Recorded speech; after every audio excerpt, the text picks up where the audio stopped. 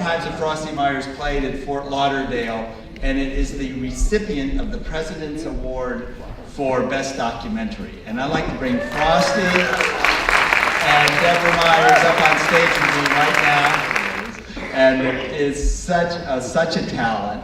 But not only in that, the film is just all about not only the art, but the times of Frosty Meyers, and it is fabulous. And because of that, and because of the way the film's put together, it won our award for Best Documentary, which we are now presenting to you tonight. And now I turn the mic over to these people. Well, listen, I'm thrilled that you guys came to see this movie, and I really am.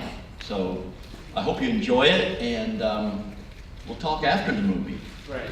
But thanks again, and Craig, you're the man. Thank you. Okay, you're yes. welcome. Thank you, guys. Yes, I'll take it off stage for you now. It's raccoons.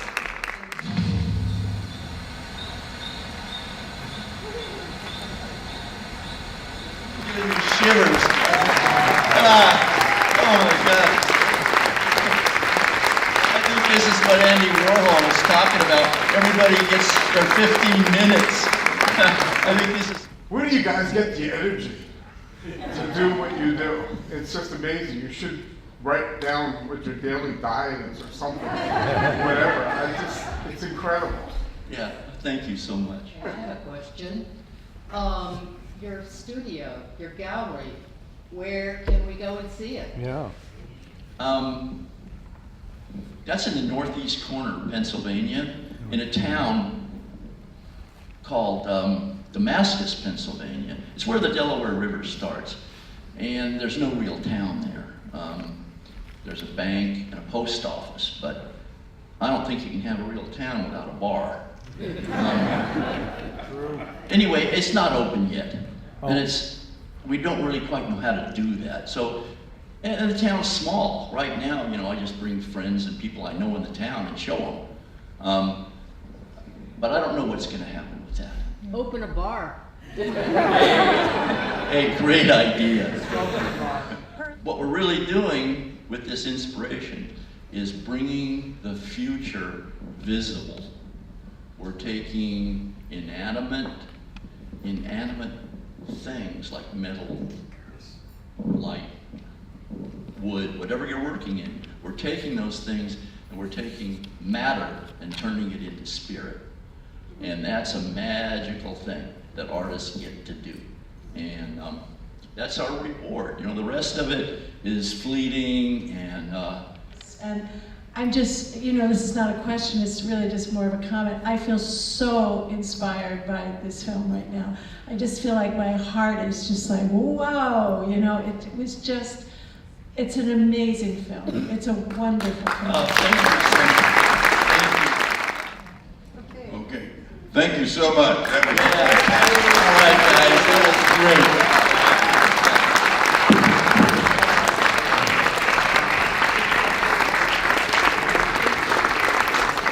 So I'm here with Talia Shire. Great honor having you, Karen Allen. Oh, Karen Allen. Karen Allen is who? God, that is who we all wanted to be. Karen Allen, and still I've just seen her. God, what a spectacularly beautiful woman and gifted actress. And we're so honored to have you here. I mean, you're in so many movies that I love. Just like Karen, and for us here, this is our little cons, here in St. Augustine. Have you been to St. Augustine before? Never. I mean, and it took a while getting here, and I woke up and looked out the window, and architecturally, I felt I was in a very different. Yes, it's very European. Just a wildly different place, yes. Why did I discover this place sooner? Exactly. Yes. And then the winds came. Yes, it's cooling down. We had quite good weather, and cold weather is supposed to come in tonight. But having you here, now you introduced your son's movie. Yes, and the title of that is Unicorn. Yes. And is it a comedy? Is it a drama? Is it a romantic comedy? How would you, if you had to put it in a box? I was trying to mention that to the audience. First of all, it takes place in 24 hours, or really 2 days, contained time. And what I'll call it is a sexual romp of manners in the very old style sense of everybody coming and going. But the questions that's asked by these two young people in the front end of the movie is, how do you marry? How do you make a commitment? How do you have intimacy today, given all the schedules that everybody is on? And so they have this extraordinary journey throughout the night, and all those things the night brings, and it lands first of all, in a wonderful way. And I think it speaks to love and commitment and intimacy. Let's and see it's how the audience funny. reacts to it. Yes. Now, you're so full of energy. Are you working on anything right So now? full of energy. It's all the candy I've been eating. I think I'm energized because this is Robert's movie, my son's movie. And he allowed me, because he couldn't make it, to come here and introduce this movie, because I know Greg, and I was here before, Fort Lauderdale Film Festival, which is a very interesting thing if you think about a mother introducing a film. Yes. But we are also professionals together. True. And so once you finish with the mother liking your effort comes professional conversation. And in terms of my energy, I think I'm energized by that. I did do a movie which is coming out called Working Man, another small, I love low budget movies because I love the opportunity It's to, becoming so popular. So many actors who have careers like yourself, really well known, are going into these small projects because they consider them little gems. You know? because on that set, I'm like a teacher, and on that set, I can nurture and have wisdom. And I could say, you know who Barbara Stanwyck was? Yes. You know what she told me once? What? She said, you act for that space. And I passed that down. And I feel that's also part of why I love the low budget movie, because I can have an impact, I could teach, and I could have some use of what I know. That's how you learn in movies. It's a doing thing.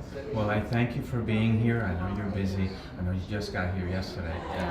So I thank you again for being Very here. welcome. This is for us. It's huge for this little town. This is huge for people like you to come and reaffirm that, you know, we're doing the right thing and sharing this art And helping little movies find a home, you know, and making sure they are seen. Yes, yes, you know, everything starts. The universe started supposedly with a little bang. A big bang? Big Yeah, bang. but it was a small thing that collided, and that's how I think little movies are, you know. When you look back at what some directors did, it's funny to see how they evolved to these incredible massive And we want to keep films. it alive. It's just so costly, but we do want to keep them alive. Well, thank you very You're much. very, very welcome. Hope to see you in the theater. Yes.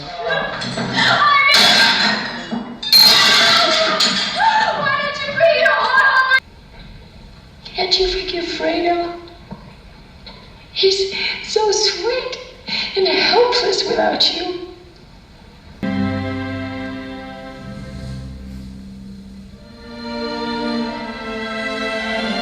Did you hear this one? Let's go fishing down by the hole, honey. I'll bring the bait and you bring the pole, babe. So you weren't born much of a body, so you better develop your brain. You took off today.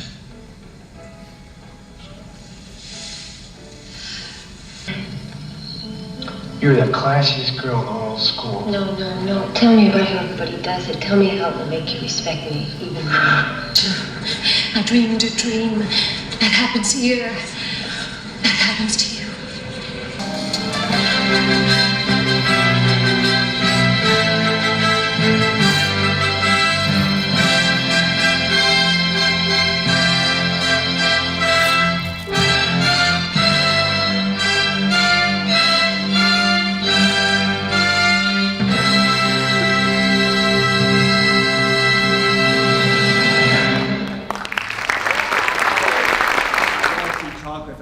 Chocolate all the way here on the plane. I did. I barely landed. And of course, I bought her some chocolate. So anyway, that'll go back to the flight attendants. So anyway, a nice picture with Talia and her award. Oh, Do I pick it up or? You can, or you can.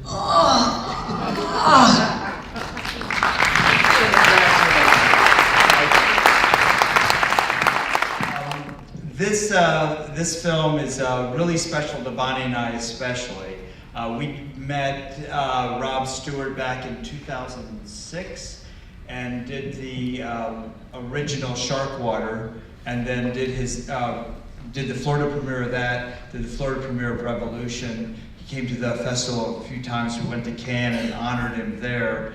And then he told us he was doing the sequel, and he went around the world shooting it. It's just remarkable.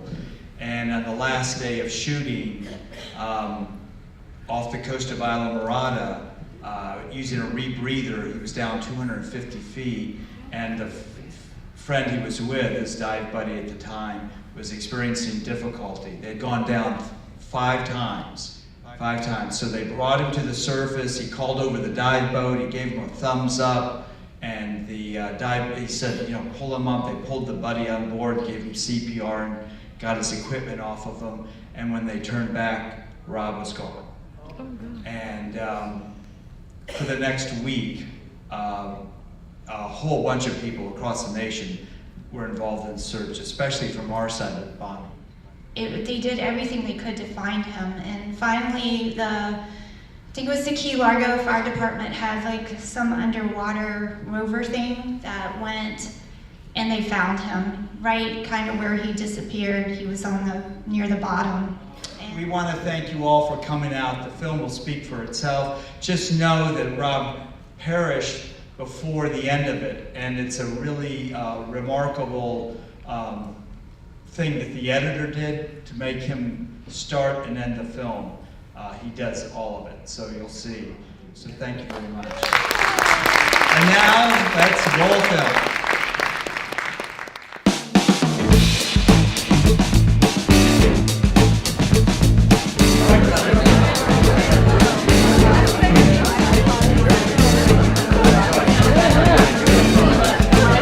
Take a picture now, right there. The light over there is really good. Hold on, let me turn off the video.